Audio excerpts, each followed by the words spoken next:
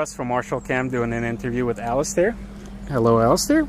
Hi Russ, good to see you again and speak to everybody out there. Excellent. Yeah. And so you're a marshal. Where did you start and when? Alright, I started marshalling 25 years ago when I was but a young man. I ended up living just 2 miles away from Brands Hatch. I'd been into motorsport for many years before, but marriage intervened, and then I got some spare time and ended up going down to Brands Hatch, 2 miles away, but I could only afford to go on practice days to begin with. I didn't have the money for the big race days.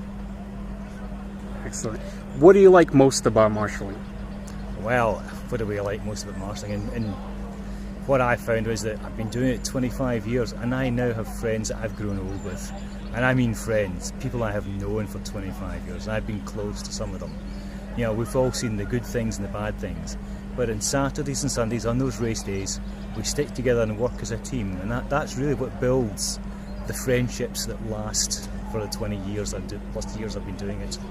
Would you recommend marshalling to others? I would recommend marshalling to people that like a bit of excitement, but also like to keep things safe and running orderly.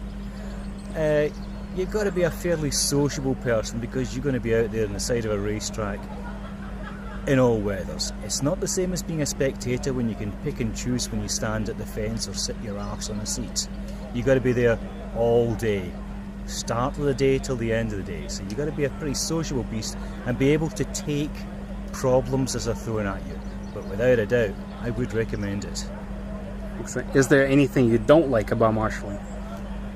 Of course there are things I don't like about marshalling, and as people who take up marshalling may find out, sometimes the more important the race, the more difficult it is for people to get along easily. With the higher level meetings, the stress levels increase and everybody's wanting to do the best, and it can end up that there's quite a lot of shouting at each other. But in reality, everybody's doing the best they can to get the job done, but sometimes I wish people would just remember to relax and enjoy the day and get it done safely and in a friendly fashion, rather than shouting at you about this is series, we do things way. Alright, and do you travel to marshal? I travel a bit to marshal. Obviously I live close to Brands Hatch in England, which is fairly close to London. And over the years I've been lucky enough to travel, obviously, here to this field in France where we're doing the interview, Le Mans, which I've been doing now for nearly 20 years, and that's part of my annual tour.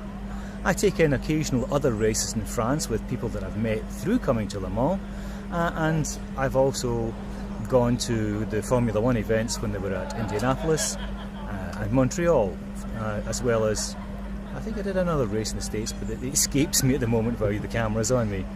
And as well as that, I did some Formula 3 races in Korea that was part of a promotion to get motor racing going in Korea, and the Dubai 24-hour races when motor racing was kicking off in the Middle East. Excellent. What would you recommend to marshals visiting Brands Hatch? And you can make it as general as food to try and sights to see, or anything specific they should do at the track. Well, if you're coming to Brands Hatch, obviously you're within 15 miles, 20 kilometres of the centre of London. Now that's obviously a very big touristic draw to visit London.